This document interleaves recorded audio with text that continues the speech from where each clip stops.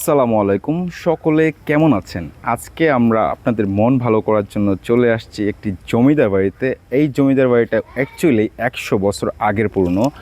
1925 সালে এই জমিদার বাড়িটি। আর মজার কথা হচ্ছে, এই জমিদার বাড়িটিতে 100 বছর আগে মানুষ কীভাবে তাদের লাইফস্টাইলটা কন্টিনিউ করতো, কীভাবে তাদের জমিদারের বিস্তারটা সবসময় করে আসছে মানুষের উপর, এবং কীভাবে তারা তাদের সকল কার্যক্রম এইখান থেকে উপস্থাপন করতো, তাই আজকে আমরা জানতে চলেছি।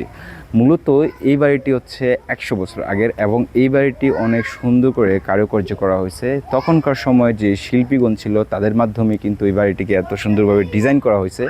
আর এই বাড়িটির আশেপাশে ভাই অনেক গাছপালা আছে, এবং মজার কথা হচ্ছে এই বাড়িটিতে কিন্তু অন্যান্য পরিত্যক্ত বাড়ির মতো এখনও মানুষ বিচরণ করে।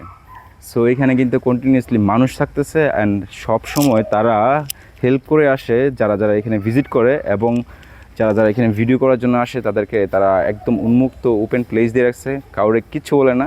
সো এদিক থেকে আমরা অনেক লাকি। আর এই জমিদার বাড়িতে তারা তাদের লাইফস্টাইল কিন্তু বা জমিদার স্টাইলেই করতো। এই যে এখানে একটা কুয়া দেখতে পাচ্ছি, মূলত এই কুয়াটির কাজ হচ্ছে, তখনকার সময় কিন্তু ভাই টিউবওয়েল ছিল না।